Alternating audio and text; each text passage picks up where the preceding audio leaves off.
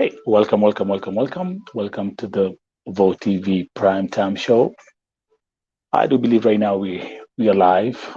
We are live. Karibu. I'm your host, Nelson Mike Marioki, and remember that today's broadcast is live streaming on all 5 platforms, which includes the Vo TV YouTube channel, the Nelson Mike Podcast YouTube channel, the KNL Facebook page, my private Facebook page, and on Twitter at Vo Television. Karibuni. I can see already I have people who are waiting here. Tuanzie na nani? Tuanzie na Florence Wangoi saying niko ndani ya nyumba. Tuko na Joyce Valeria saying waiting. Hello Vo TV family. Tuko na Gloria Wawunda ambaye anasema tafadhali mheshimiwa Alfred Mutua, japokuwa sifanyi huko nje ya Kenya, naomba ikiwa ni mshahara uongezewe. Wafanyakazi wote sio Kemboi tu, juu kazi ya huko ni ngumu sana, yani ni shida tu inafanya mtu aende. Thank you Gloria Wawunda. You've seen the topic today. I'm going to discuss and analyze the visit of the Cabinet Secretary of the Ministry of Foreign Affairs, Honorable Dr. Alfred Mutua. He is in Saudi Arabia. I don't know whether he has left already, and we will definitely look into the details of his visit here at Vo TV. Moses Kokach is here. Mkoli Asha saying, I'm here. Heroneresoni, I'm here. Remember, this broadcast is live streaming on 5 platforms concurrently. So if you're watching on YouTube on my YouTube channels, you're welcome. If you're watching on the Facebook page, you're welcome. If you're watching on Twitter, you're welcome. Just show some love. Drop a comment as we proceed. Mkoli, and by the way, let me know where you're watching from. Where are you watching from? Of course, how can I forget that? Where are you watching from? Niambie. I hope that wherever you guys are, I hope that everyone is healthy. I hope that everyone is doing fine, and I hope that everyone is safe and secure. Okay.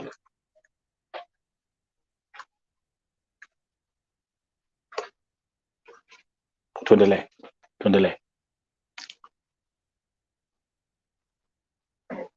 Okay, looks like something. I'm gonna go back here.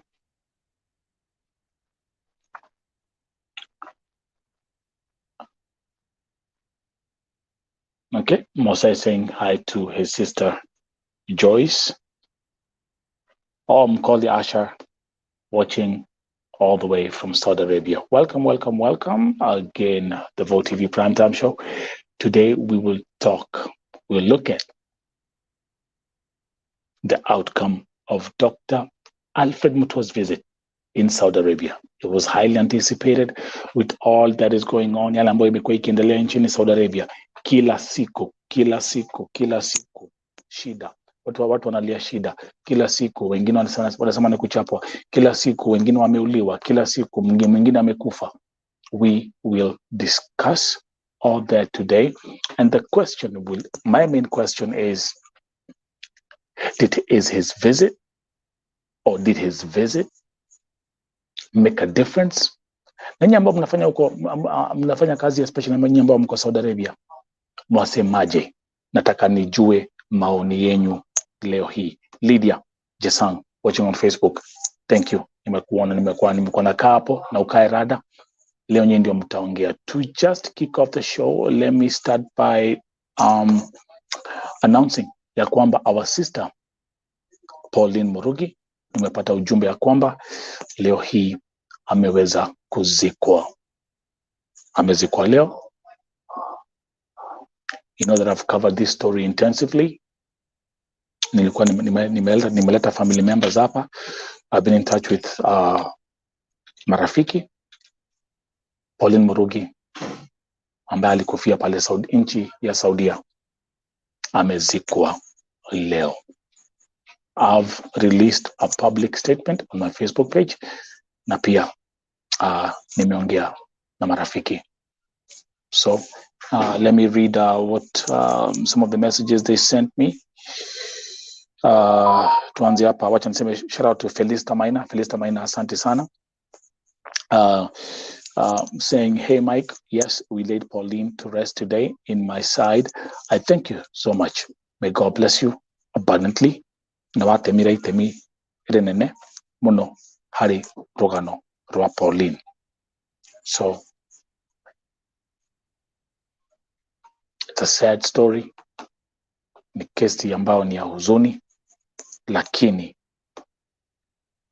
leo hii ameweza kulazwa.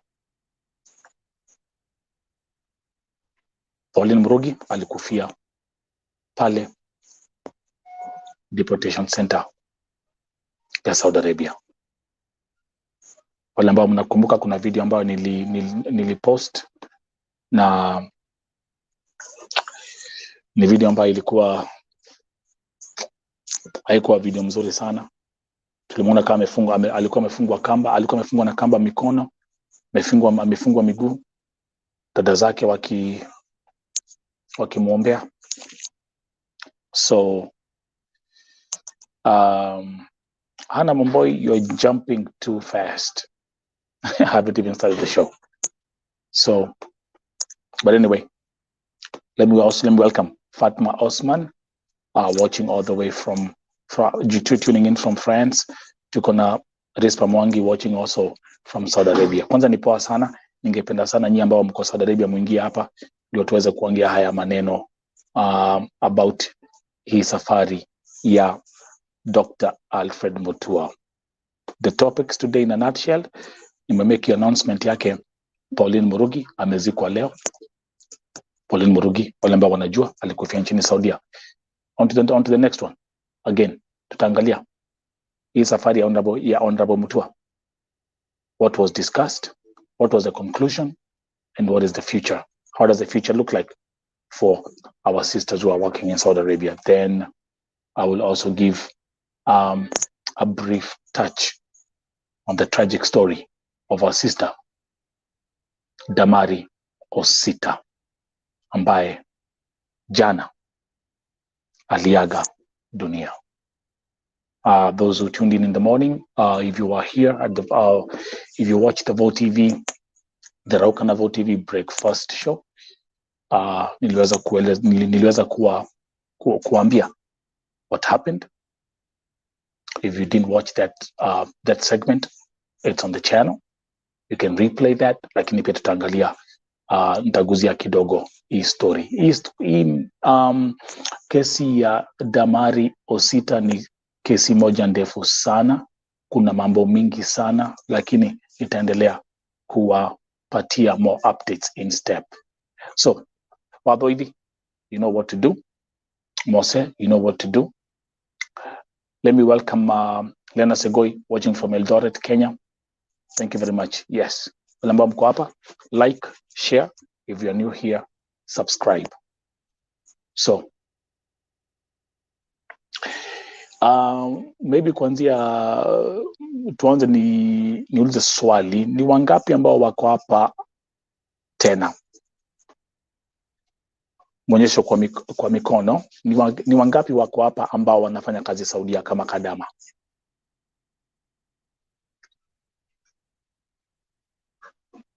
Ni wangapi wako hapa ambao wana watch hii show from Saudi Arabia? Inweni mikono juu. Grace Reborn is here. Dinambura present from Saudi. Thank you. Wangapi wako Saudia? Mikono juu. Tuone tukiendeleaga. Nataka hii itakuwa ni discussion poa sana leo. Dr. Alfred Mutua amekuja Saudia. Okay, let's go. Fatma, Lucy, Martha Mwangi, Merethuo, Rispa Mwangi. Tundele, those who are here. Angela Maina. Good. That's a good number to start with. Okay. Hata before nianze kuanga, tukianza before tanianze discuss the specifics of his trip to Saudi Arabia, hana Wambui. Swali, next question. Next question. Next question.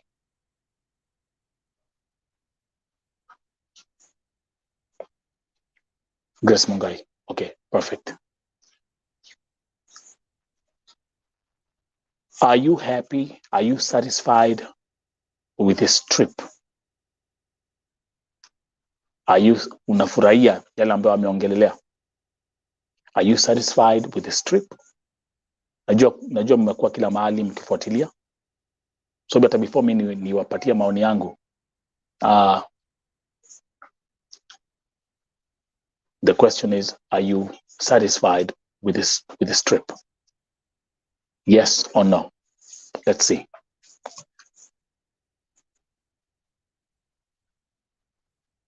Let's do a quick poll. Tuone.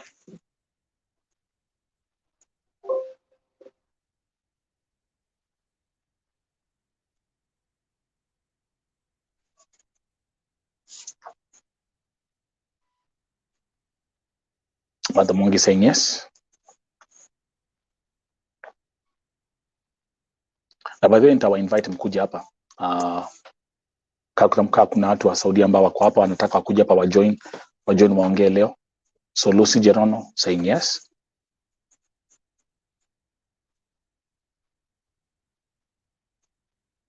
Are you satisfied? Are you happy? Do you feel Honorable Mutua achieved something in Saudi? Meritu saying yes. Fatma Nasmayu saying yes.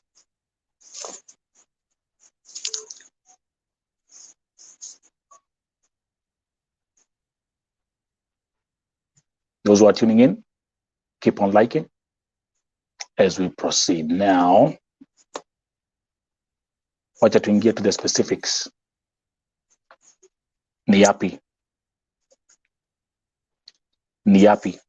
Kwa hivyo we got 1, 2, 3, 4, 5. Wote wanasema yes, tunafurahia. We are satisfied with what Mutua discussed. Dina Mbura saying yes, but we are not sure if it will work. It is Pamongi saying no. Okay, so we have more yeses than no. Hii broadcast mwendelea kulike, mwendelea kushare, na especially ningetaka Mbogi ya Saudi Arabia mkuja hapa to discuss hii mambo. I'm moving on to the next one. Come here. So, the first thing nitafanya presentation ya the press report. This is the website, by the way. If you've never been on the website, Voices of the Vote TV website, ndio hii hapa. It's voicesoftheoppressed.com. And I had put up a blog. So, wacha tuangalie yale ambayo Dr. Alfred Mutua aliweza kuongea na serikali ya Saudia. Kiangalia hiyo artwork iko hapo. Wako na hiyo Amnesty for KEMBOIs. So this is what was released. And I will go through this thing in steps. Below is a transcript from Dr. Mutua after his visit in Saudi Arabia. The statement says, let's go there. I've spent 2 days in Saudi Arabia on an official tour. I've held several meetings. I have met senior Saudi government officials, my counterpart, the Minister of Foreign Affairs, His Highness Faisal bin Fahan Al Saud, and also a strong team of the Ministry of Labor, led by Vice Minister of Labor, His Excellency Dr. Abdullah Nasser Aboth Naim. It continues. Grace Mungai saying no.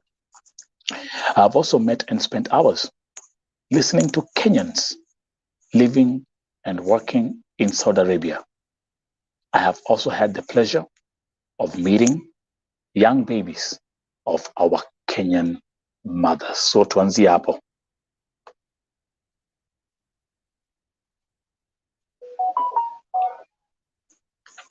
The statement says, I have also met and spent hours listening to Kenyans living and working in Saudi Arabia. I have also had the pleasure of meeting young babies of our Kenyan mothers. Kwa hivyo hapa ni kuonyesha kwamba aidha kama kuna Wakenya ambao washaolewa pale nchini Saudia, maybe they are Saudi citizens, na kuna familia huko aliweza kuwa meet, but also of course kuna KEMBOIs ambao pia wako pale, wako na watoto, inaonekana pia aliweza kumit now. The statement continues. The meetings with the Kingdom of Saudi Arabia government have centered on our bilateral issues based on the great relationship we have with the Kingdom of Saudi Arabia. So, note that word, great relationship we have with the Kingdom of Saudi Arabia. We have agreed to work together as a team as we push our international agendas. We have requested the support of the Kingdom of Saudi Arabia as we tackle the drought situation facing our country due to the effects of climate change. Another outstanding statement. Kenya kuko na njaa, watu wanalia hakuna chakula. So, as you can see right there, it says we have requested the support of the Kingdom of Saudi Arabia as we tackle the drought situation facing our country due to the effects of climate change. So when he says we have requested the support of the Kingdom of Saudi Arabia, that means they are seeking foreign aid kwa sababu ya njaa ile kwa Kenya. Tuko pamoja? Okay? Kenya inasemekana kuna parts za Kenya ambazo kuko na akunyeshi, the rivers are drying up, watu wanalia njaa. So kwa sababu ya the drought situation, they have requested support. So when you see this here, that means, of course, Saudi is not a food producing country, but I'm sure the support will come in form of finances. The statement continues, with His Highness Faisal, we have agreed to enhance our trade and investment and expansion of our tourism sectors. This will create more employment opportunities and increasing the amount of money in the pockets of our people. Another outstanding statement. This will create more employment opportunities and increasing the amount of money in the pockets of our people. Are you with me? Okay. The statement continues. The Kingdom of Saudi Arabia views Kenya as one of its top partners. And likewise, we view Saudi Arabia as one of major partners.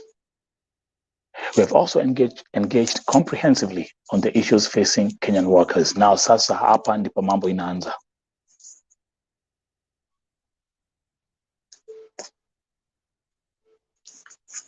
We have also engaged comprehensively on the issues facing Kenyan workers.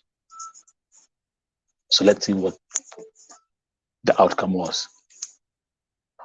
On the issue of immigrant labor, we have come up with concrete proposals that will make it easier and better for Kenyans to relate and work in Saudi Arabia, where they are in high demand.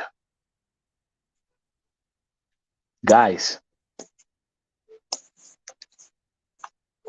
everything I told you, niliwaambia. Tuanzie hapo. They have come up with concrete proposals that will make it easier and better for Kenyans to relate and work in Saudi Arabia, where they are in high demand. Hebu andika high demand kwa chat tukiendeleaga. Now, let's look at this. Sasa tuangalie hapa. Listening to the victims, agents, Kenya government officials, and Saudi government officials, it is clear that the problems facing some of our people start back home in Kenya. The system is flawed and corrupt, and unless it's fixed, nothing will change.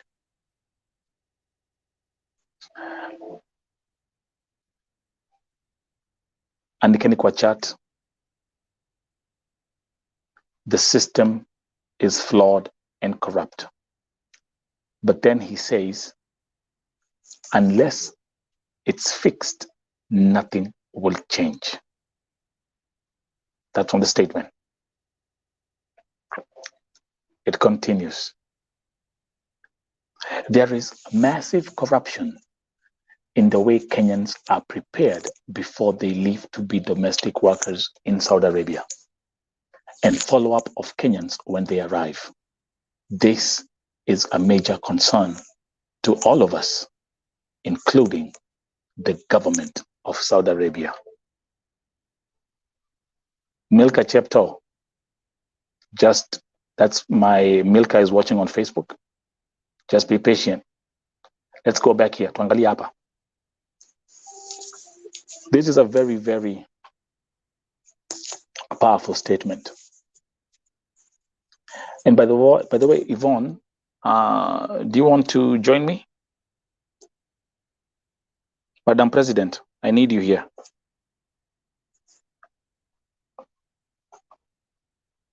I need you here, Madam President.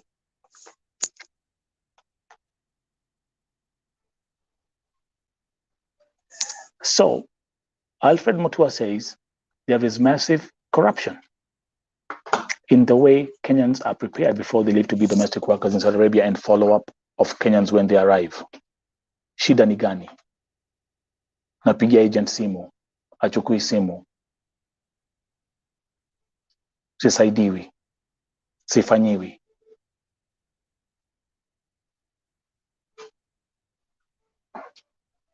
I see we have Aisha tuning in from Abu Dhabi. You see where I'm coming from? Massive. So okay, guys, can you write in the chat? And I want you will be picking up, the keywords. And the chat, massive corruption. The massive corruption ya nani? Massive corruption ni agents. Siandi wanapeleka wasichana Saudi Arabia.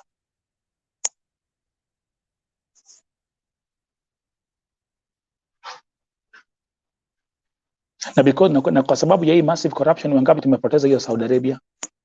Na because of hii massive corruption, wangapi wanalia hiyo Saudi Arabia? Na kwa sababu ya hii massive corruption, wazazi wangapi ambao wanalia kwa sababu ya hii Saudi Arabia? Na kwa sababu ya hii massive corruption, ni wangapi wamekufia Saudi Arabia? Kwa sababu ya hii massive corruption, wangapi wamebaki wakiwa yatima Saudi Arabia? Wangapi?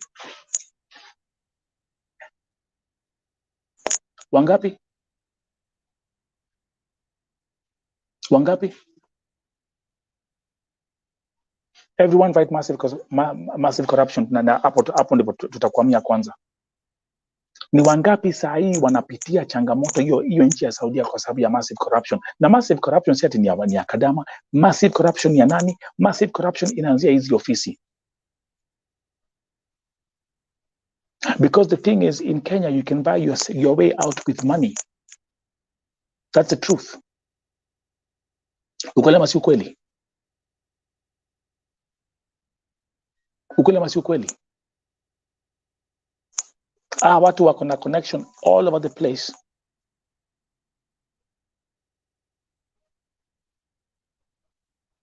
Kuanzia kwa polisi, kuanzia kwa DCI, kuanzia kwa serikali, the institutions which are actually supposed to represent and protect our fellow sisters. Ukweli ama si ukweli? But then Mutua says this is a major concern to all of us, including the government of Saudi Arabia. Sindio? Sindio?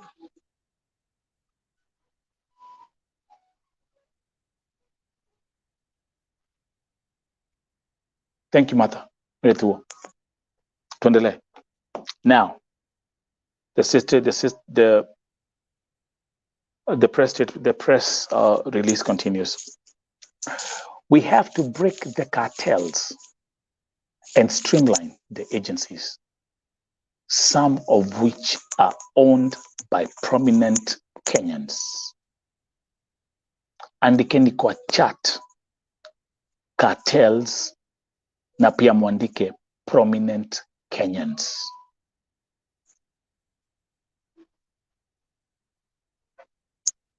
Andikeni hapo. Owned, andikeni cartels and owned by prominent Kenyans. Ndio statement hapo. Kwa hivyo kuko na prominent Kenyans ambao they own these agencies. And by the way, let me say this. Mutua, you ain't telling me personally anything new. Hautuambii kitu mpya hapa. Just FYI. Cartels, that's not breaking news. You'll see breaking news. So nothing that you're saying in this statement so far is breaking news to each and every one of us. So what do these cartels and prominent Kenyans have? They have connections. Thank you very much, Rhoda. Lucy.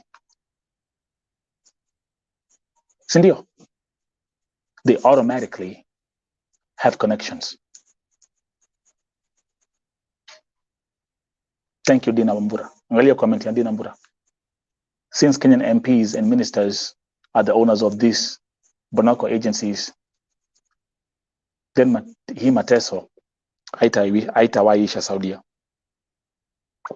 Hakuna kitu tunaambiwa mpya hapa. There's nothing new here. There's nothing new here. Hakuna kitu hapa Mutua umetuambia mpya so far. I mean, from this statement, especially like, you know. Hakuna kitu mpya hapa. Okay, I've seen it. Madam President and Dr. Mia.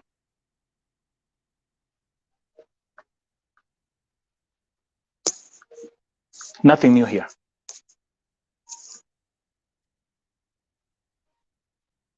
Nothing new.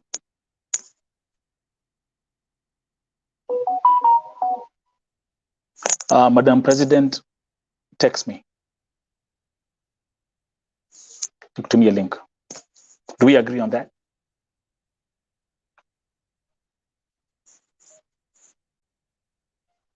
Our prominent Kenyans, our cartels, they try to fight anyone who tries to come on their way.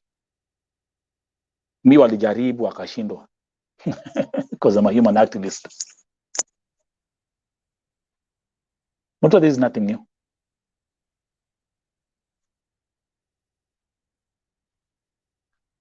And can I be very, very honest? If you're saying we have to break the cartels and streamline the agencies, some of which are owned by prominent Kenyans, I'm gonna tell you something. You won't be able to achieve this goal. you will not be able to achieve this goal.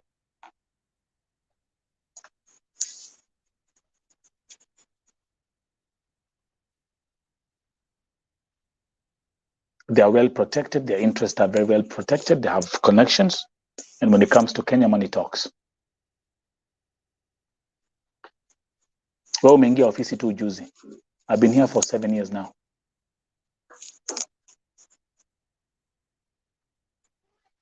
Who am I talking to? To Hamwe. Let me, at that point, invite Madam President,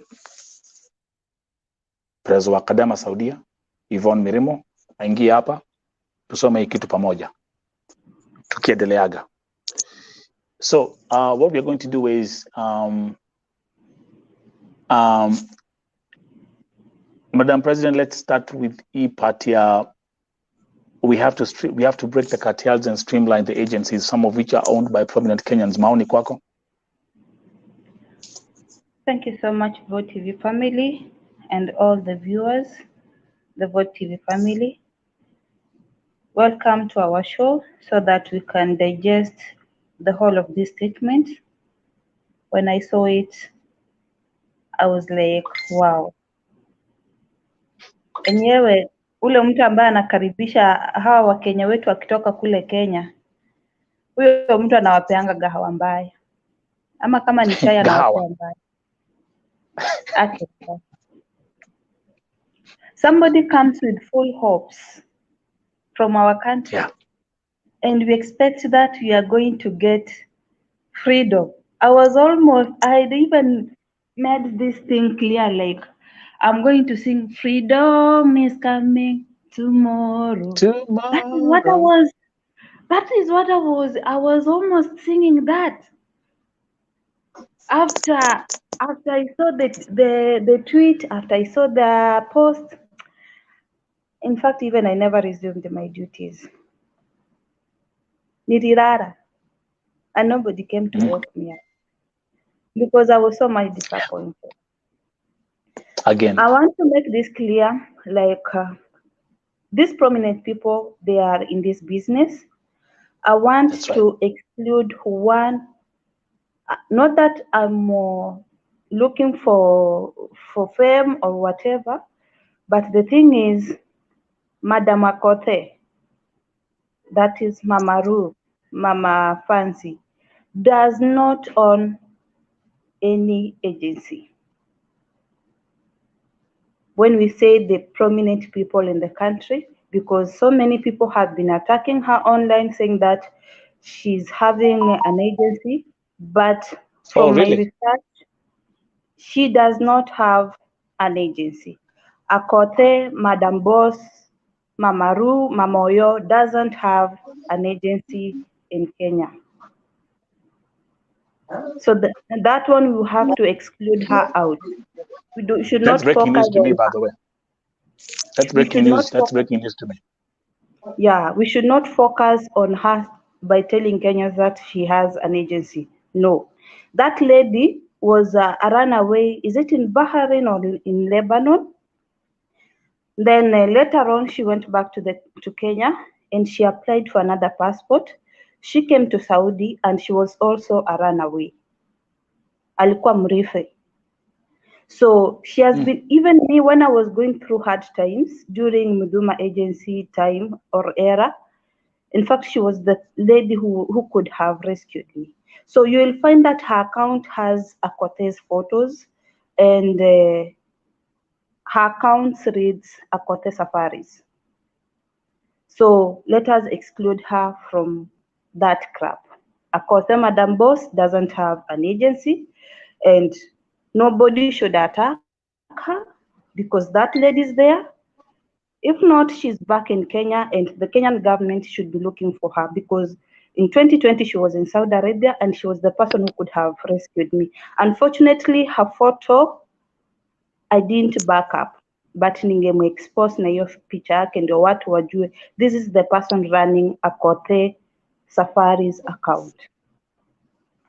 Coming to these issues of prominent agents, these things is with our parliamentarians, are in this circle. We have very prominent people in this country, and they will never talk about the issue of Saudi Arabia. But you know That's what right. they do? They have a very big channel. They will go take their cousins, either from their father side or from their mother side, that the people whom they'll give money, and they will come and register such kind of agencies. And these are the kind of agencies, when you talk, they will tell you, this is the order from above. Order By the way, from above. Madam President, hebu turudi kwa Kiswahili, kuna watu wako na shida ya Kiingereza. Tuendelee as we continue. Tunasema kwamba Akothee hana agency inayoleta wasichana Saudi Arabia. Mwache kumtukana kwa mitandao, manake yeye hana agency yoyote. Msichana ambaye ana run hiyo agency ni msichana wa Kikenya, na alikuwa mkimbizi kule, kama sio Lebanon ni Bahrain, akarudi nchini Kenya, aka-apply passport nyingine, akakuja Saudi, na tena akatoroka. Alikuwa mkimbizi.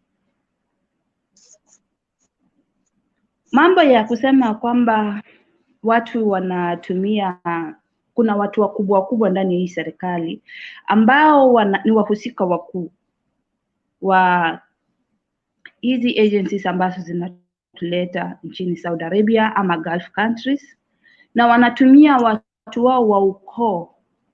Hao ndio watu ambao wanafanya, unapata wakikuja kwenye mitandao watakuwa wanasema hii ni masharti ambayo imetoka kule juu. Masharti, hii ni maneno ambayo masharti imetoka kule juu. Sasa unapata mtu hawezi akaongea, mtu hawezi akasema chochote, mtu hawezi akaweza hata kujieleza, maanake ako na uoga, anaweza chukuliwa hatua, ama familia yake inaweza athiriwa kwa njia moja ama nyingine.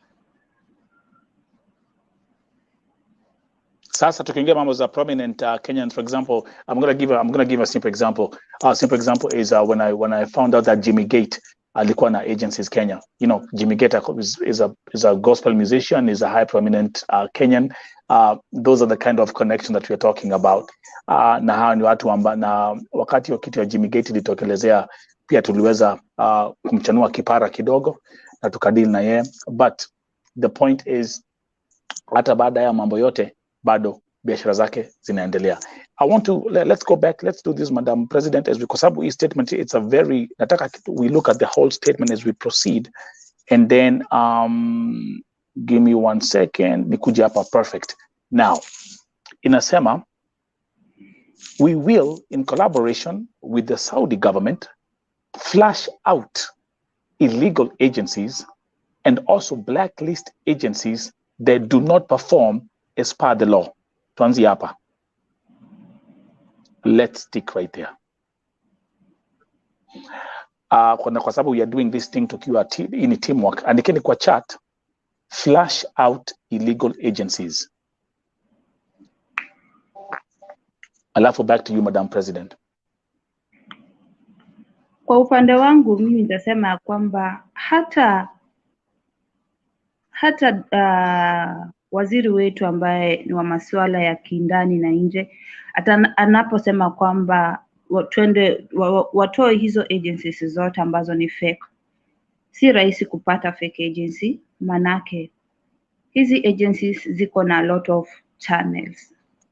Kuna broker katikati, kuna ule wa kwenda kutafuta tu watu kule vijijini, kule Ushago, kule Kibira ndani, kule Kariobangi, door to door, naona. So tukisema kwamba hizi agencies zifungwe, unajua baadhi ya wasichana wetu wengi wao waliletwa na broker. Broker na wachukua, broker, it is like a supply chain, lakini hii supply chain yao majina ndio iko, sijui ndio broker ndio ufike kwa agent. I can't even yeah. Because No. Actually no. Madam President, that's the truth. So let's start from here. Let's take example like now ulisafiri na Mudhuma agencies, So angalia, broker, you might even find a channel that goes like broker. Mimi nililetwa na broker. Mimi nililetwa na broker.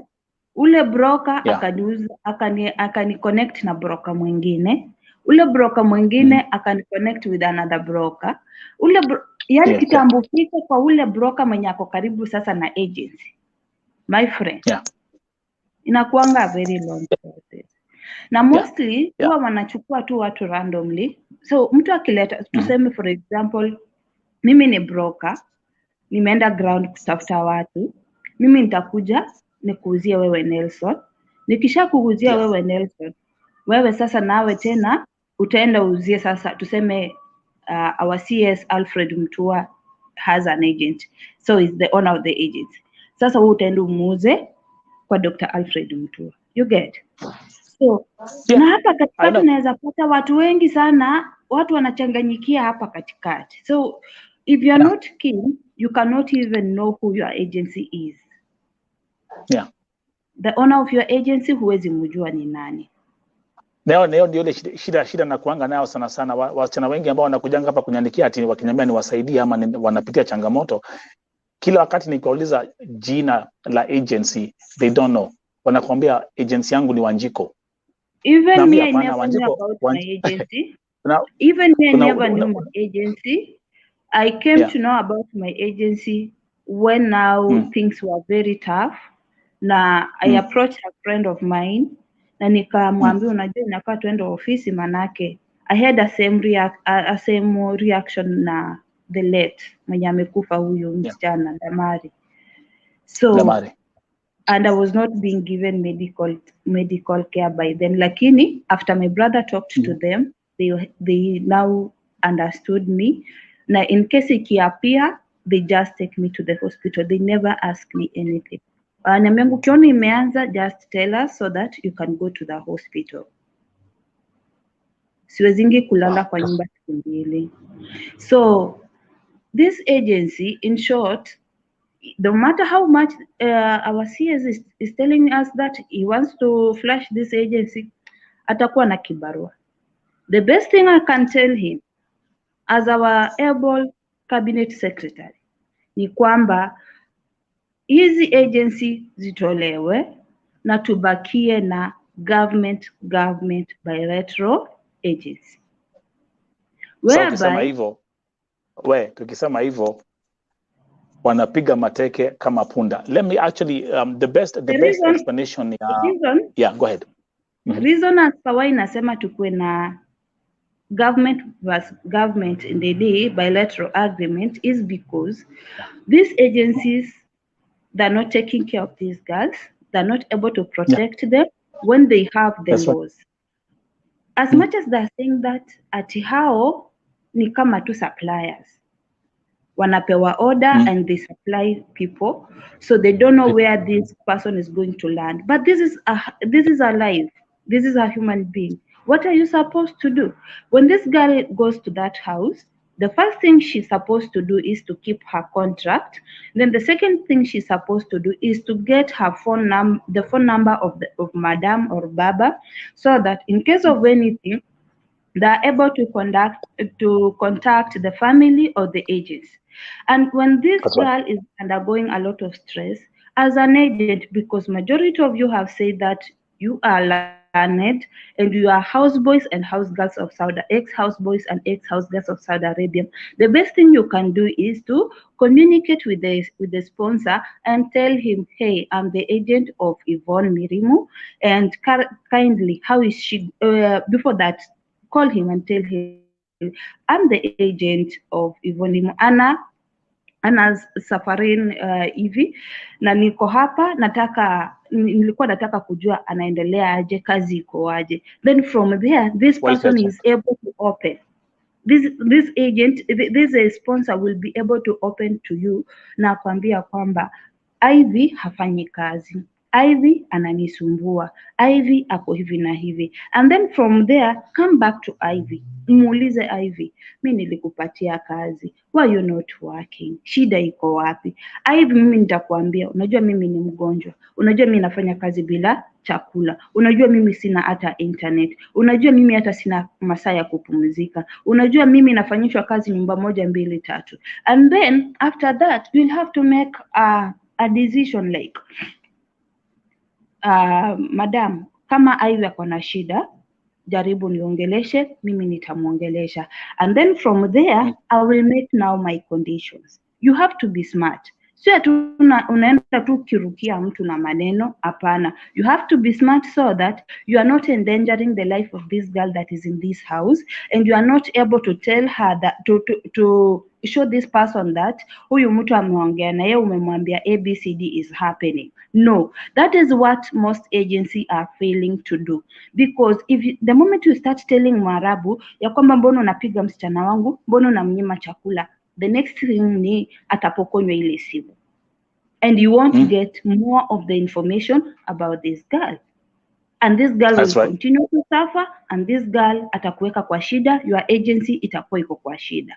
So after talking to this girl, after talking to the boss, mwambia kwamba okay, kama Ivy ako na shida, kindly ensure that you reach out on me so that I can be able to talk to Ivy. So from there umwambia kwamba, but remember that as an agent, or as the agreement we have with the Saudi government is, msichana hafai make sure ya kwamba msichana wangu hafanyishwe kazi nyumba moja hadi nyingine, msichana wangu at least ako na time ya kupumzika, msichana wangu at least anaweza communicate na mimi na familia yake nyumbani, at least msichana wangu akiwa na shida, you are able to talk to me so that I can be able to talk to her because of language barrier. Imagine siwezi niwacha nikwambie 100% sure from the cases I have dealt with, hakuna Mwarabu hukataa hiyo story. Mwarabu hata kama kuna shida, she will call you. Mimi hata wakati mwingine napatanga ma missed calls mingi, wamenipigia, ambia so and so ingie kazi, fulani amekataa kufanya hivi. So when they talk to me, I'll talk to the girl na nimwambie ingia job, usiharibu kazi, ingia job, na kama kuna shida I'll be able to handle it na madam. So nitamweleza kama kuna shida kabisa, hata ananyimwa food, nitamwambia jaribu, kama unaweza pata hata mchele ya white, wewe nunua tu weke hapo, atachemsha akule na akunywe na maji, aendelee na kazi, usimnyime mambo ya kujitengenezea food. That is how these agencies are supposed. This is how these agencies are supposed. Yeah, hold on that thought, and then we're going to do this because I want us to make sure. I want to make sure we touch on every subject on this press release. Yeah, Dr. Alfred Mutua, which actually also includes Mambo's Amnesty for KEMBOIs, Mambo's MSHAHARA. We'll all look into that, and tutaendelea could discuss now. Okay, he says we have also agreed to ensure compliance by agents and others when it comes to provision of healthcare. I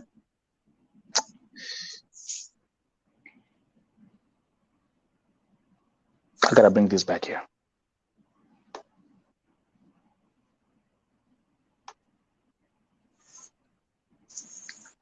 You want to talk about healthcare? Yeah.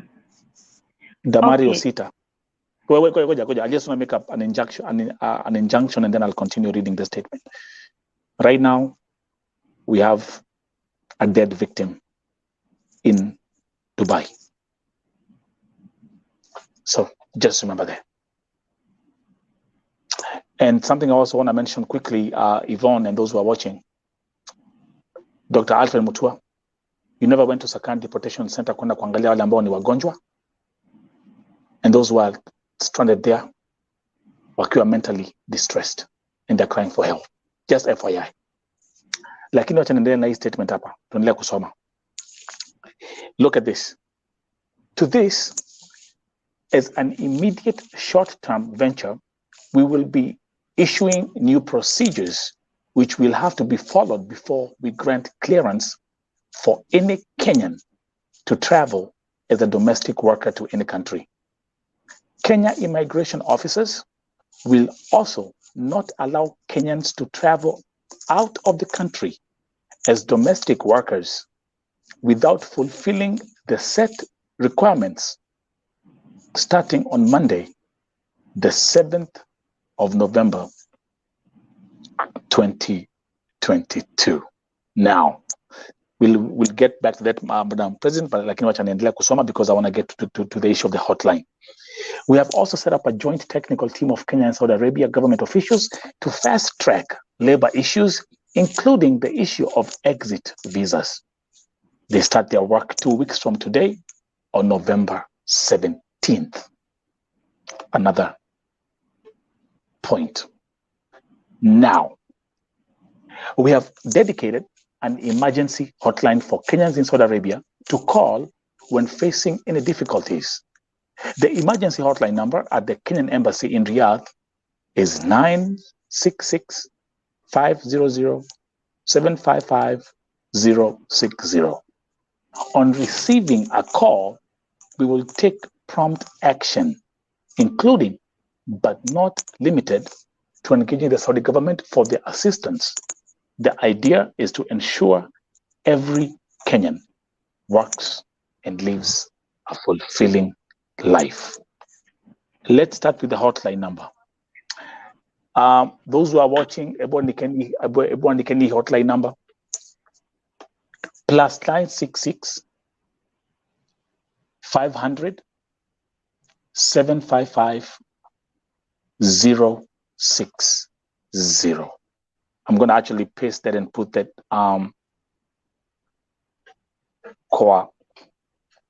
comments.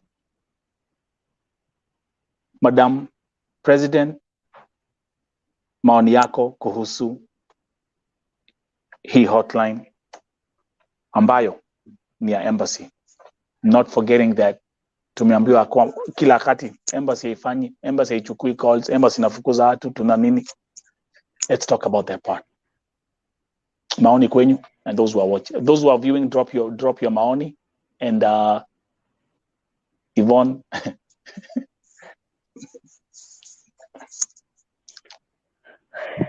Tuko na hotline number emergency ya embassy. Know that hiyo pesa ungenunulia tu ule mtoto mwenye akosa deportation maziwa, akue hiyo story tusahau. No need of buying that number.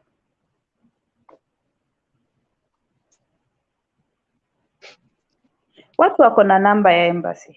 Watu wako na namba ya embassy attaches. Are they being assisted? Nobody is being assisted. No. Ama ukishikwa akikuwa tu, yani hiyo siku ameamuka vizuri, ile kitu atashika ni matusi ambayo utaporomoshewa pako useme Mungu wangu. Hata ningetafuta tu hata Kemboi anipatie advice.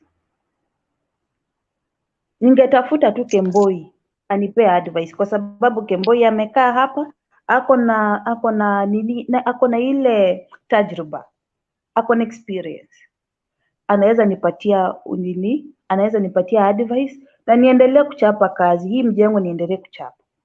Hata naweza ongea ama nitafute ex-girl mwenye anaweza ongea na huyu madam, at least kutengeneza uhusiano mzuri kati yangu na madam. You know what you are running away is to talk to these sponsors. You are running away from that fact. Na shida ni kwa hizi nyumba, shida si kule kwa embassy. Aki usingenipigia tu simu nikwambie ile kitu yenye Wakenya wanapitia jamani. Kukupea tu ushauri, si ati unilipe, si ati mimi natafuta kuwa celebrity ama kadama on contracts. And what these girls are going through is very hard. We are talking about issues za watu sijui medical.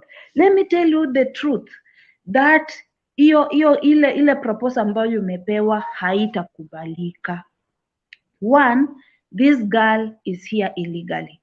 So story ya kusema ati akigonjeka peleke hospitali haitawezekana, because already Saudi Arabia government has got its own budget. inajua kwamba watu wenye wako hapa legally ni watu fulani, watu wenye ni citizens wa hii nchi ni watu fulani, watu wa serikali ni watu fulani. So matibabu ya kadama is free if only you are on contract, you have an ikama and you have a passport. When you go to a government hospital, you will get free medication.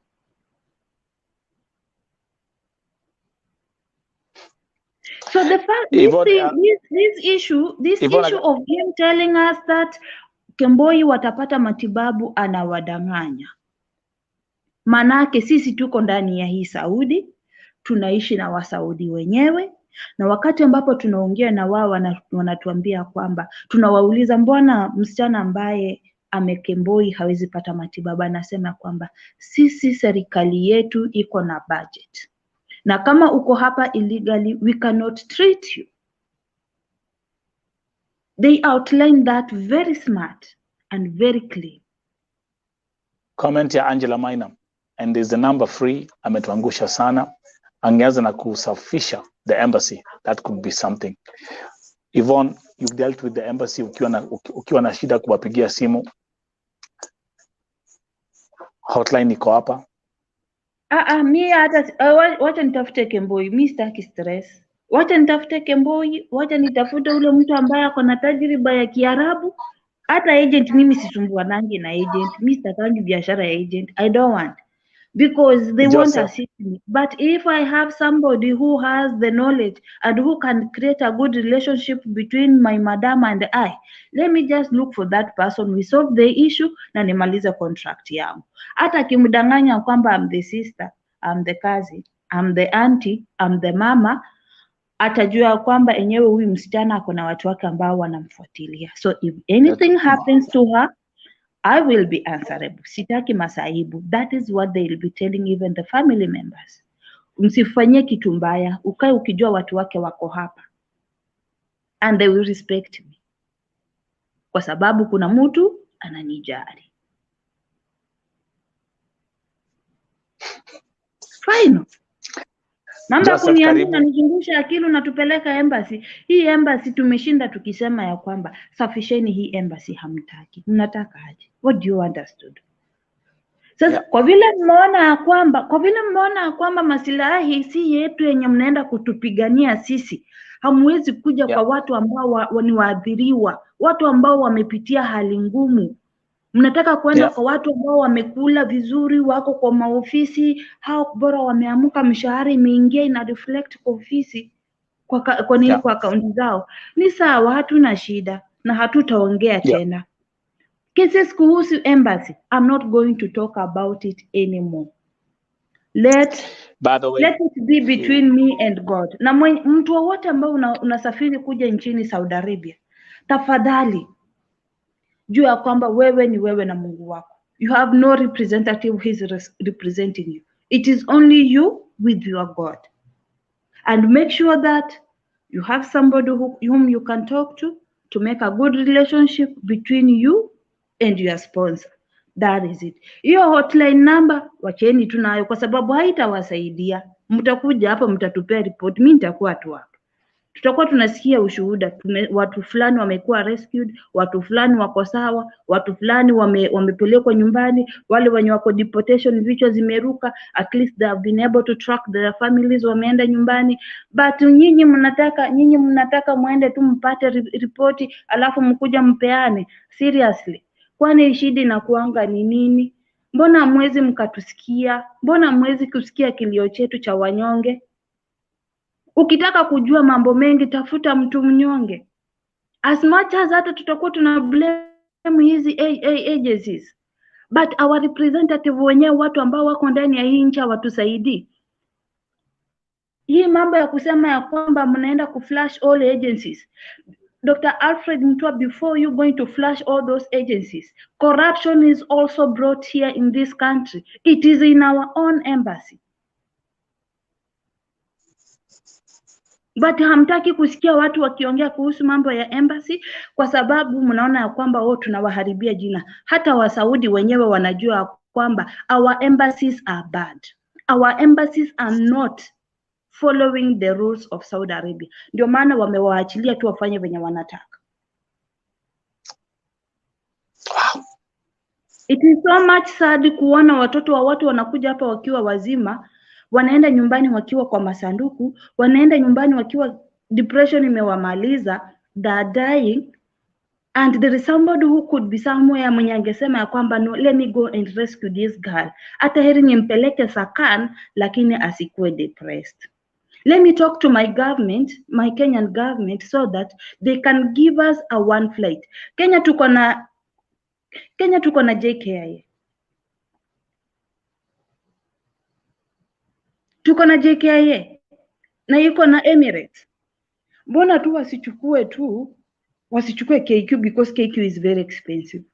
Mbona wasichukue Emirates ama waongee na Arabian government airline that is very cheap, so that they can pay the money. All these girls waende nyumbani, familia zao ziende, they will take care of them.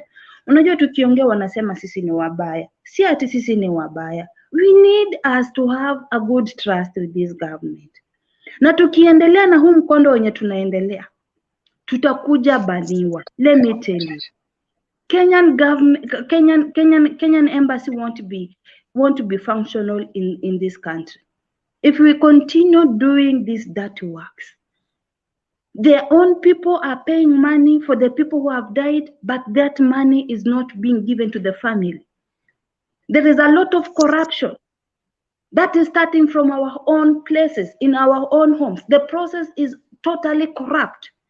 The only organ that is genuine ni ile organ ya kuchukua fingerprints. That is good conduct. That is the only organ. But ukiangalia yellow fever, we are never given shindano ya yellow fever. Na ndio tunakuja hapo, unaona tunakuwa na hizi ma allergies manini. Ni Mungu tu anatulinda. Talk about that, by the way. Today Pauline Murugi amezikwa, amekufia Saudia. Maiti ya Damari Otisa iko Dubai. Njeri ameuliwa, maiti iko Saudia. Njeri mwingine ameuliwa, maiti iko Saudia.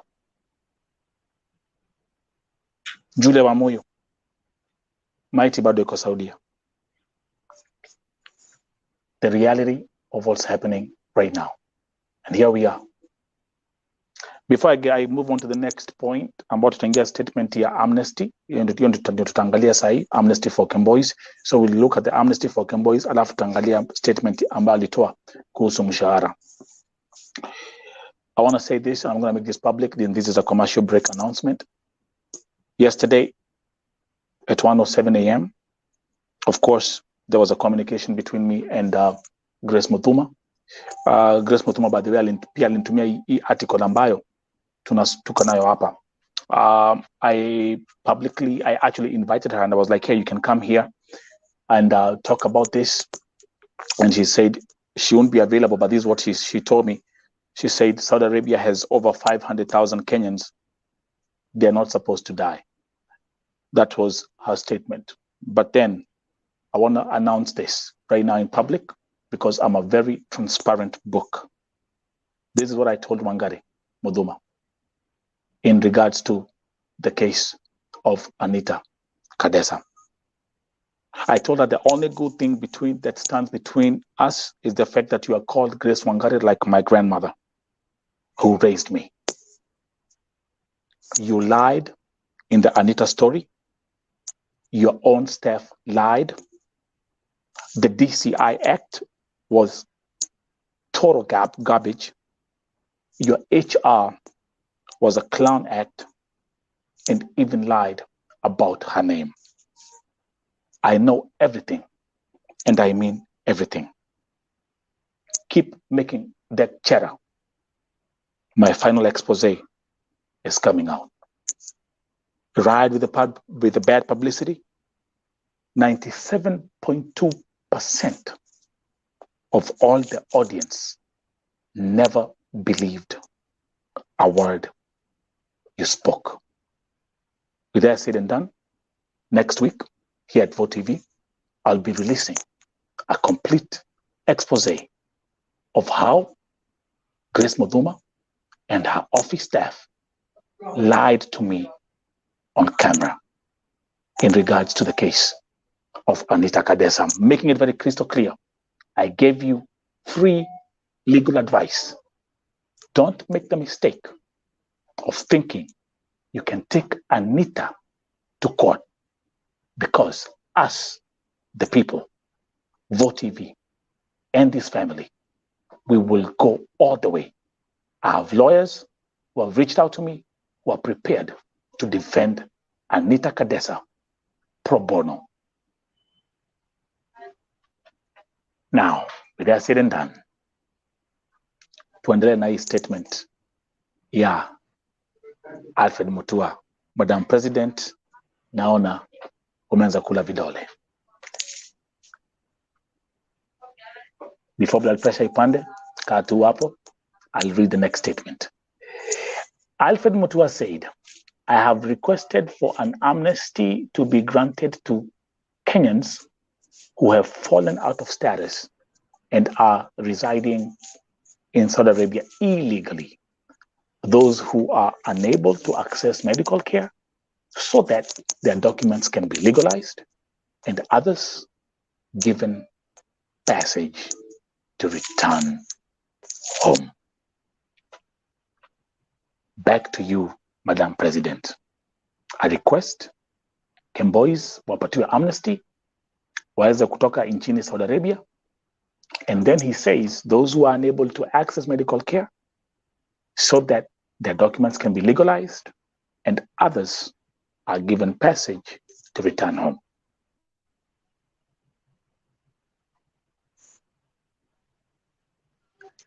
I think Madam okay. Are you still there?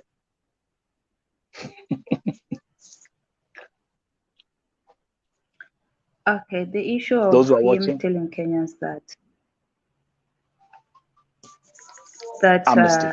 is about amnesty is okay, because the government is also using a lot of resources to ensure that these girls, they're not being harmed, and majority of them have stayed here for quite some time. So kama watasema warudi nyumbani, I have no comment about it.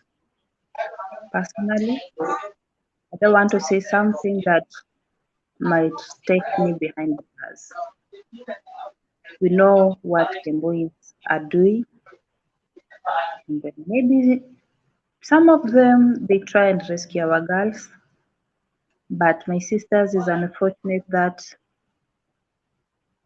the case of Sheila has made the government angered, and now they have requested to go back home. It's somewhat sad, but if they come to you and they request that you go back home, just follow the law so that you can go back home when you are safe and sound. Talk about Sheila. Jana nilipost. I'm gonna address this again also as a commercial break. Of course, I cannot play that video here, lakini jana niliweza kupost video ambayo ilikuwa ikionyesha jamaa moja anaitwa George Ndongo. George Ndongo alikuwa amesaraundiwa na wanawake kama 6 hivi 5 hivi, yale majina ambayo alikuwa anaitwa. Huyo jamaa tumemwona kwa video akipigwa na vijiko, akipigwa na mwiko. I was actually worried about his life wakati nilisikia wakisharpen visu. Huyo jamaa amemwagiliwa maji. Huyo jamaa alikuwa amefungwa shingo, and everything was on camera. Now I want to give a public statement. Today I received a message from the sister of George Ndongo. George Ndongo, pali ulipo, kama utapata ujumbe, sistako amenyandikia akilia. Familia yako ilishangaa kupata hiyo video online. George Ndongo, mamako, your mom, as we are talking right now, nimeambiwa ya kwamba blood pressure yake hata imepanda, and she's right now feeling sick about what she saw. That's breaking news on my end. Again, Sheila, nimesema ya kwamba Sheila ni wengi Saudia. True. Guys, those who are my followers on Facebook, you've seen those videos ambazo nimeweka. Those videos have been watched. Niliweka your video jana. Those videos have been watched over 40,000 times on my Facebook page. Thousands of comments. Lakini kweli ni kwamba tunaona huo jamaa akicharazwa na wanawake. Kwa hivyo msishangae ya kama tumeamka asubuhi tukapata Mkenya ameua Mkenya mwenzake kwa kumwagilia acid. Hawa watu, what I've seen and what we have watched on those videos, I'm telling you, hata akona bahati alitoka hiyo room akiwa hai. He was set up. It was something about Raini, Eko Raini, all yelling in Kikuyu, wakimuita majina ambazo siwezi nikataja hapa kwa hii broadcast. Lakini it was such a shameful thing to watch on broad daylight. And they recorded it. I won't show that video here. Mkitaka, go to my Facebook page at Nelson Michael Dawa Muriuki. Video iko hapo. Ni video mbili. I even have a third video. Mwone vile wa jamaa alifanywa. Na ni wanawake wanamfanya hivyo. Si wanaume, ni wanawake. Na nisema ya kwamba wakati nilisikia na ni wanawake. Wakati nilisikia wameanza kuchukua visu, like you could hear them sharpening knives on the back end. And wa Kenya. So issue ya Amnesty, Mutua amefile request Amnesty kwenyu. Now, something else that he actually added on that, he said the Kenyan government is also dispatching additional staff to the Riyadh embassy to assist in the process of legalizing Kenyans who are out of status and processing traveling documents and other necessary paperwork. Watu wamekuwa wakiuliza mambo za mshahara, and I'm going to touch on that right now. I come here and I come here. In the statement Mutua alisema, he mentions, we have requested for an increase of quotas to allow trained Kenyans in all fields to get jobs in Saudi Arabia. I want to just ile kuelezea an increase of quotas. What they're saying is it's like they're increasing more slots for more employment. So in this statement, Mutua is talking about an increase, kuongezea more employees wasafiri Kenya kwenda kufanya kazi nchini Saudi Arabia. Then he continues and he says, our university and other tertiary level graduates now have an even bigger opportunity to get jobs here and the larger Middle East. Now, I don't know whether he's talking about, there's no mention whether it's skilled labor, because the only form of employment tunajua Saudi Arabia ni unskilled labor. Lakini kwa sababu hapa he's talking about graduates. He's saying they now even have a bigger opportunity to get jobs here and the larger Middle East. Then Najua kuna kitu moja hakuna kitu kingine. One of the key things Kenyans hutaka kusikia ni all the time ni mambo za salary. So I'll put that right there. Wacha niwasomee. We have also requested for a review upwards on the packages and salaries offered to Kenyans working in Saudi Arabia. Kina Fatma Nismiu, nilikuwa naona hizo kama nilikuwa naandika, but I tell you guys, you must be patient every time I'm doing a presentation. Okay, so Joyce, the statement is here. I want you to pay attention again. We have also requested for a review upwards, okay, on the packages and salaries. Najua Kiingereza huwa ni lugha, sio lugha ya kila mtu, but that is exactly what he's referring to. Two things. It's a request. Seti ni kitu imesainiwa, seti ni kitu imekuwa confirmed, but it's a request. Hapa, the keyword here is upwards. Pay attention here. The keyword here is upwards on the packages and salaries offered to Kenyans working in Saudi Arabia. Nani akona swali hiyo part? Kuna mtu akona swali hiyo part? I'll stick there for some time.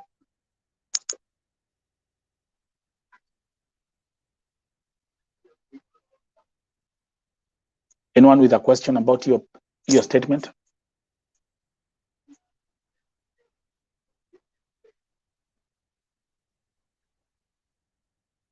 So it's a request for a review upwards, which means increase, which means, and they're focusing on the packages and salaries offered to Kenyans working in Saudi Arabia, which actually that doesn't even, and because it's an for a review upwards on the packages and salaries offered to Kenyans working in Saudi Arabia, it's not just the Kadamas. I think it's a reference to all Kenyans working in Saudi Arabia. Deborah, nasema David, kuna mambo muhimu Mutua kuongea na hii ni nini? That one I agree. Sophie Bambu, yes, niko na swali. Endelea. Nafatiti, if working conditions are not improved, Kenyans will continue working under harsh conditions, e.g. working using harsh chemicals without protective gear. I agree. Sophia nauliza, ni kwa kila mtu anafanya kazi Saudi ama ni KEMBOIs peke yake? What are you referring to, the Amnesty? No, I don't get that part.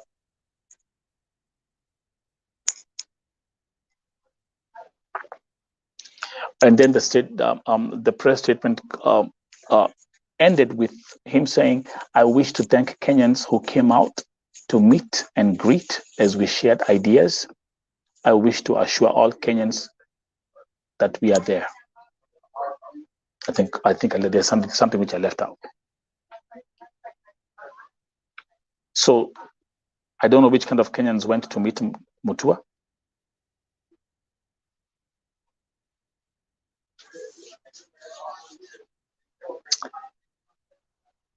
Let me explain my personal disappointments.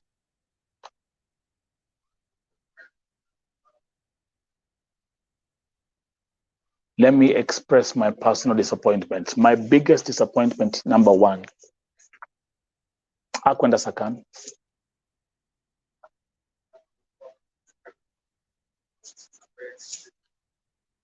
He didn't go to Sakan. Mbona hukwenda Sakan deportation? Mbona hukwenda to the prisons? Why are they not taking you there?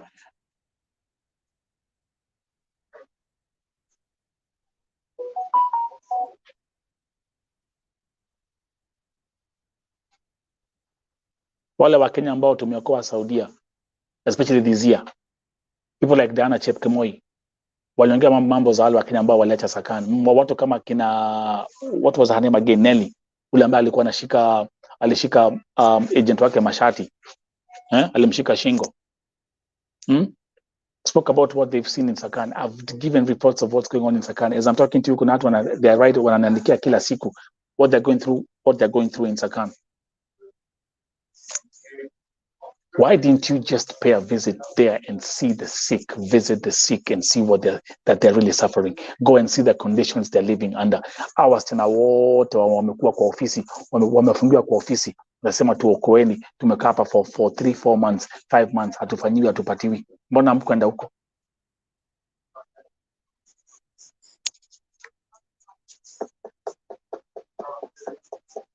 This again was exactly, this was picked individuals like they always do.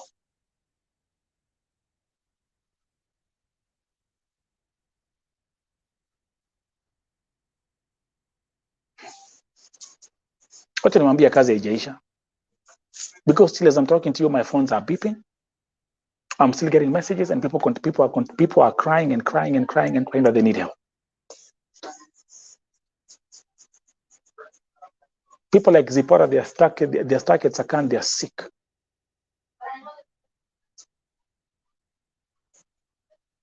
So do you know who wins? Do you know who are the biggest winners here? And nilikuwa hapa nikiwaambia, do you know who are the biggest winners right now? And who are laughing their way? They are laughing right now. They be looking at all this, they're like, oh man, look at these stupid people. Look at these goofies, man. You know who's laughing right now? It's the agents. They win again. They win again. Exactly what I did. They win again. They win. Big time. Kuna pale umesikia kwa hiyo statement ya Mutua akiongea mambo za people getting killed, people dying, people all this. Umesikia kuna pale ameongea kwa hiyo statement yake? No, nowhere.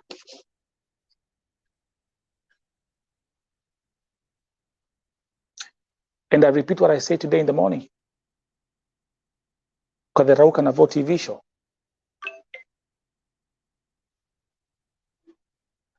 Lillian was right. Kufa kuzikana. Biashara itaendelea.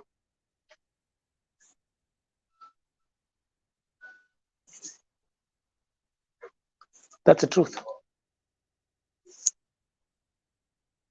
That's the truth. Let me actually see if I can, I'm going to be able to pull up, let me see if I'm going to be able to pull up. Give me a second.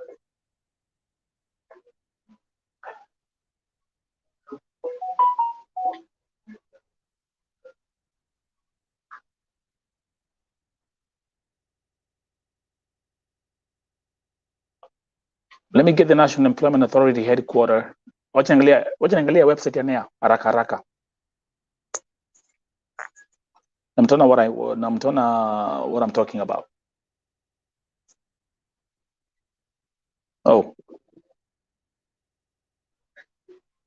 Pole, give me a second. Agents, they are so happy right now. Niliwaambia, I told you when I saw the red flag, ile mkutano ambao Mutua alitana kwa ofisi yake. Mbona hukuita familia ambazo zimepitia shida? Mbona hukuita familia zile ambazo zimepoteza watoto wao wamekufia Saudia? Mbona hukuita wale ambao wamesurvive wamekuja Kenya wakiwa walemavu? Nothing is gonna change, man. Kuna kitu kinabadilika hapa? Hakuna.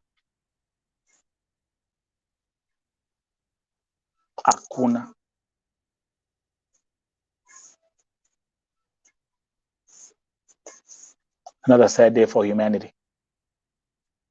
Pauline Murugi amezikwa leo.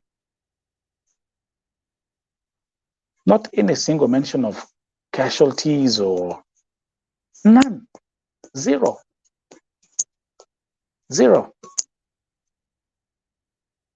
The high demand for Kenyans, Kenyans working in Saudi Arabia, there's a high demand. They are saying it. So who wins?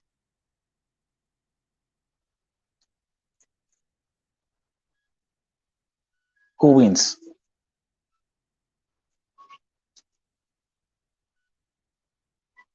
Something I'm trying to get. There's something I want to show you here.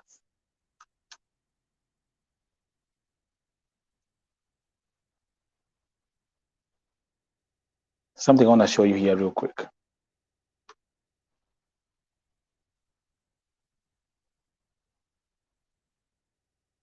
Kwa hivyo nataka tuingie kwa website. Okay, wacha tuingie kwa website ya NEA. There's something I want to show you here. Haraka haraka ndio mjue. Nikiwaambia who are the biggest winners.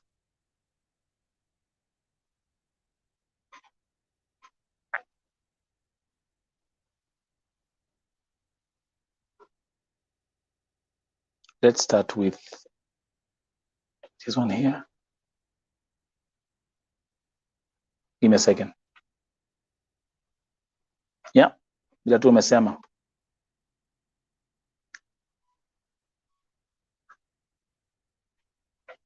Okay. You guys, by the way, Mushai, do you guys take your time to look at these websites?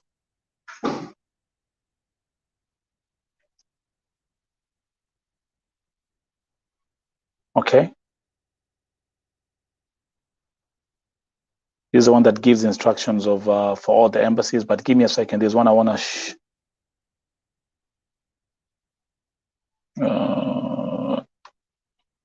regulation of employment agencies. Yeah.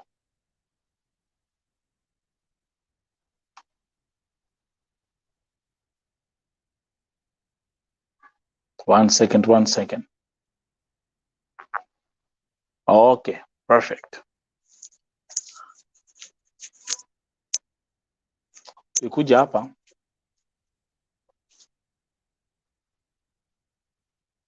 Nataka tuangalie the page ya jobs. You see? Right here. Ah, come on, man. See, when my system tells me this is not even safe to open. They have this problem. Isn't ini shida ni typical issue ya Kenyan websites. Yeah, itafungua. It says not secure, so I can't open it. But anyway, let me see. Oh, Yvonne is back. Okay. Yvonne, karibu. Shukran. Simu ilikuwa imezima.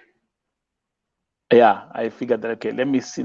I'm trying to go through. There's something what I kuonyesha. Okay, haitafungua. Again, a typical issue with Kenyan websites. Hata hazikwangi secured. That's so my I use high protection whatever for my system, so imekata. But nilikuwa kuambia hivi, ukienda kwa website ya NEA, nataka muende hapa kwa find job opportunities na mtaweza kuona, go and see zile ad ziko hapo za kazi ya kwenda Saudi Arabia. Utashangaa. Let me actually just open like one here, just as an example. Hope itafungua.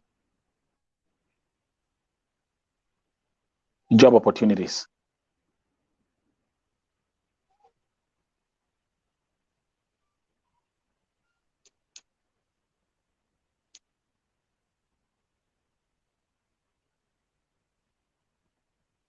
Okay.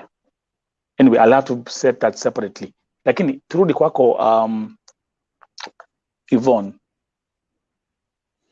Yes. I was touching, nilikuwa naongelea mambo za mshahara. Wamesema ati kwamba amerequest packages za mshahara ziongezewe. Maoni kwako? Yeah. Let me tell you this, ya kwamba I told our CS he should do a wide range research before coming to Saudi Arabia.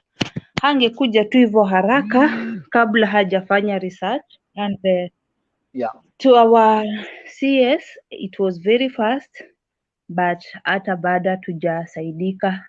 Yes, hatujasaidika, si kwa ubaya na hatutasaidika. Bado tu maisha ni yale yale tu. Nobody will be able to hear about us. Oh my goodness. On that note, also let me also mention tomorrow I have a couple of new cases that I will address right here on Vote TV. Number one, the story of our sister Edina Kemunto Nchoga. So when you check, sisi watu wenye tuko Saudi, when I don't know why you're hanging.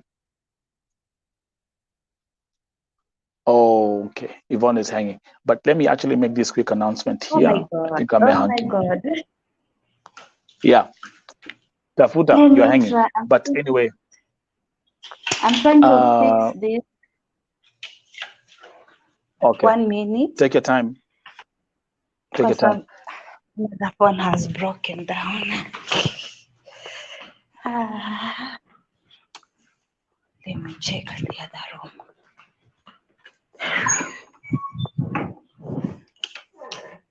I hope this one tutapata network. Good. So I was telling you this ya kwamba when you check at healthcare.com, that is a website where whereby the sponsor goes to request a shagala or kadama, and this sponsor is supposed to pay 2,500 US dollars, which is around 10,000 Saudi riyal, if I'm not wrong, around 10 to 14,000 Saudi riyal, if I'm not wrong, because I haven't made the figure. I've forgotten the figure in Saudi riyal. So you find that they have stipulated all laws of shagala. And that is where I come and blame the agents, because they're not taking their responsibilities. One, huyu msichana anapochukuliwa kwa sababu hiyo pesa analipa pale, the sponsor deposit that money in that particular account of healthcare.com. So that money akisha deposit, wanampatia masharti ya kwamba this girl is supposed to be paid 1,500 Saudi riyal. That is the law that the Saudi government passed. This girl is supposed to be given security and protection. Nobody is supposed to threaten her. Nobody is supposed to rape her. Nobody is supposed to beat her. Those are some of the laws that are on that particular website. You will find time and go and check on it, because I want to give you information that is verified. Then this girl is supposed to be given internet to communicate with the healthcare.com. And this healthcare.com is the agents. So that in case there is any problem, this lady is supposed to communicate with healthcare.com and be given assistance. So our agents are not giving us the limelight of what is happening. And I know majority of them, even they don't have this kind of information, because they haven't done their research about all these issues. And the sponsor has been given her own rules, and the shagala or the kadama has been given her own rules. So that there are some other things you're not even supposed to share online while you are in Saudi Arabia. One, the property of the Arab, we are not supposed to show it online. That's why you will always see me on the wall when I'm having an interview with you. You cannot see whatever is behind me, because I'm protecting the privacy of this house. I'm protecting their property. I'm not supposed to share their photos online. I'm not supposed to share their secrets online. So these are some of the laws that we break, and we as shagalas, we find ourselves into a dilemma, and nobody is able to give us justice, because already we have violated the laws, and even if they say they're going to take action on us, then it means that it will serve us in a wrong way. Itatukata upande wa kushoto, na inapotukata upande wa kushoto sorry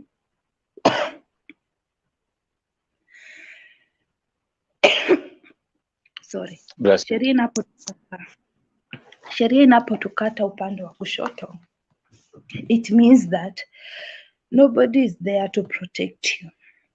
You have violated the laws. So kadamas kama sisi inafaa tujue sheria zetu, inafaa tujue ya kwamba kuna mambo zingine watu watajaribu kuficha identity, kwa sababu sheria ya Saudi Arabia inatulimit mambo zingine, ina limit hata hao wenyewe. They cannot even put their own profile pictures online, and they're very strict on the Quran. And I'm very much sorry on this a few team of girls wenye wanaenda wanavaa nikabu kwa viuno, wanavaa kanzu ya baba, wanavaa inaitwa hiki kitambaa cha wababa wanavaa, and they're making with it TikTok. I'm very much sorry about them, because wakati ambapo hata kama madama alikupatia hizo vitu, ilifaa maybe unaweza enda ukapeana maskini kule Kenya, but sisi wenyewe we are the cause of all this crap, and we will keep on blaming the agent, we will keep on blaming our embassies, we will keep on blaming the sponsors when the mistake is ours. Unajua, wacha tuambiane ukweli, ndio tusishinde tukisema ya kwamba serikali ni wabaya, sisi ni wabaya na hii ni mbaya. Unaona, sisi pia tuko na shida zetu. We have got our own weaknesses. Some of our But you know what you have to, but my sister, but you know what we are focusing on? Me, I want us to focus on. Let me actually read that comment from Anastasia Katz. Where Mutua Newamba look of you, Newamba look of you. Umeenda Saudi kukula na huku address shida za wasichana vile wanateswa na hata kuuliwa na hata hukutembelea wale wamefungiwa kwa immigration. Mutua onaku wikiko.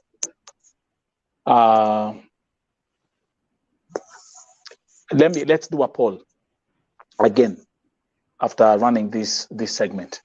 Ni wangapi hapa wako na hofu ya kwamba mambo itabadilika Saudia baada ya huu mkutano wa Alfred Mutua, baada ya huu mkutano?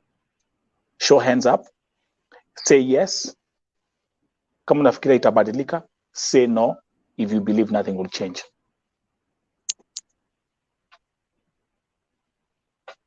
Let's see what the viewers will say, Yvonne, as we proceed. Do you believe things will change? Mkona hotlines high, Things Yvonne? are not going to change. Things are not going Let's to start with you. change. Things are not going to change. Things are going to be more worse and worse, because kuna vitu zingine sisi, mashida zingine sisi huwa tunajaribu kuficha za huko Kenya. You cannot come and announce that. You cannot just come and announce ya kwamba in our country tuko na kiangazi. You get? Angalia hapa. Mashida kama hizo. Just look at the screen. Nafatiti 254, no. Moses Kokach, no. Alvin Mwangi, no. Nadia Doris, no. Mambo ni yale. Moses Kokach, tuachie Mungu tu. Joyce Valeria, no. To live in Warsan. Pet Alv, no. Yvonne, no. So where do we move from here? What do we do? It is only us with God, and hata heri vile ambavyo tulikuwa, because I'm very much sure this trip has worsened the situation. Our girls are going to suffer more, depending on the statement here. hiyo statement tu peke yake it is going to make these girls suffer more, kwa sababu sisi huwa tunaficha mambo ya kwamba kwetu kuna kiangazi, unaona, kwa sababu ukisema kwetu kuna njaa inamaanisha ya kwamba huyu msichana hatapewa chakula, atakuwa anaambiwa kule mara moja kwa siku, maanake huko kwao hakuna chakula. You get? Hangeaddress issue. Mambo ya kusema ya kwamba Kemboi na wale ambao wako kwa contract, Kemboi wapewe medical, it is not going to work out because the Saudi government also has its own budget that is working on it, na wako na citizens wao ambao wako hapa, wako na wale migrant workers ambao wako hapa, so that thing is not going to work out. They give medicine into hospitals depending on the number they have. You cannot just run a country like a market. You get? That is the point I want you to understand. They have got their own budget, they're working on it. So mambo ya kusema ati Kemboi atapata matibabu, it will never work out and it is not going to yield any fruit at any given point. Number 3, as I conclude, is to say that Shagala, serikali ya Saudi ilipitisha ya kwamba all the Asian countries, they passed a law where they said that Shagala atakuwa anapata 1,500 Saudi riyal, but the thing is, ni hawa agents wa Kenya na wa Saudi, and I cannot blame even our Kenyan agent. I want to blame the agents of Saudi. These are the people who are scoffing a lot of money from the Saudis and wanafinyilia ule msichana ambaye anafanya kazi kwa contract. If you are smart enough and you have done your research, utakuja huku Saudi ukiambia kwamba as per healthcare.com, you have told us this girl is supposed to get 1,500 Saudi riyal and not 900 Saudi riyal. If this is happening, can we have a government interagency so that we can run this thing for maybe 5 years or 2 years? We see how this thing is running. If it is not going to pick up, then we will have to involve our own agencies. Number 3, revoking these agencies, it doesn't mean that it is not even adding up, because we have people who violated the laws and were banned in the previous years, and these are the same people you are going to recruit. Yeah. Because they have already done their broker things with other agencies, they have gotten their money. These are the same people you are going to recruit in this agency. So my request is, our CS Dr. Alfred Mutua, let us give it a try. We have a intergovernment agency whereby this girl, in case this girl is having a problem,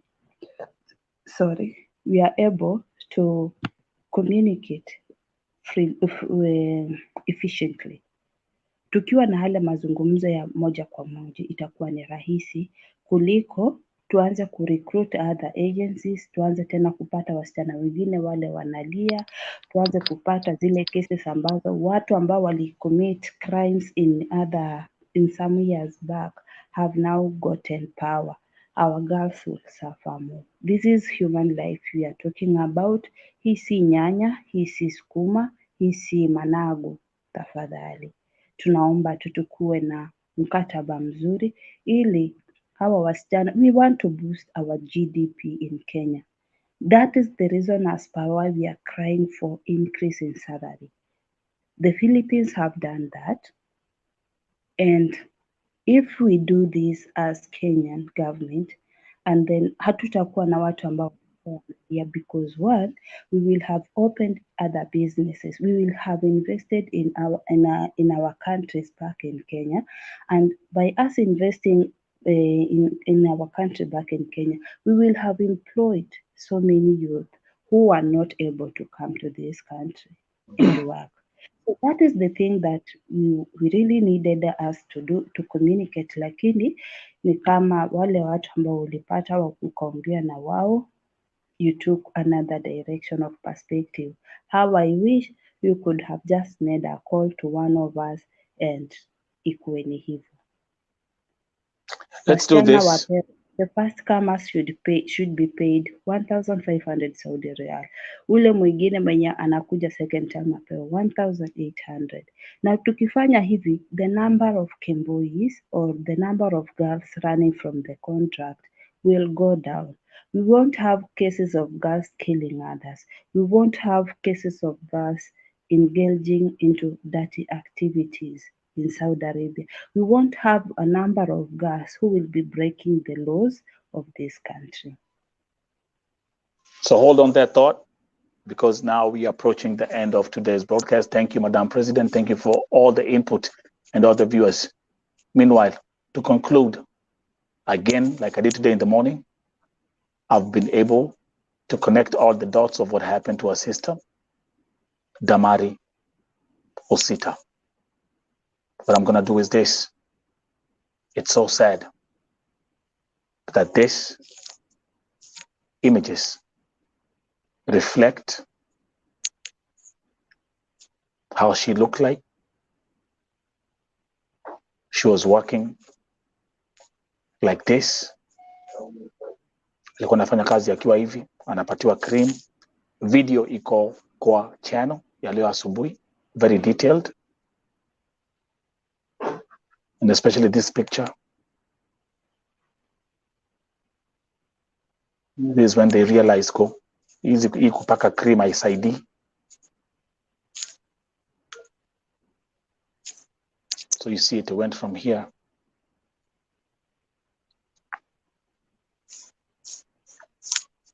Give me a second. Hapa it was getting worse. Her allergy was getting worse because of the chemicals that she was using for cleaning. Lakini alikuwa tu anajipaka tu cream, anapatiwa cream, anajipaka.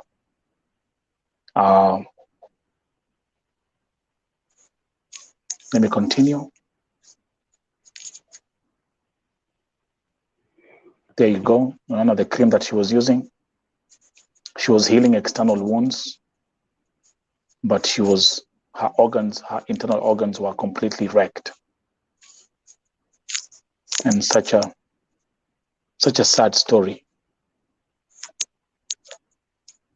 There she is.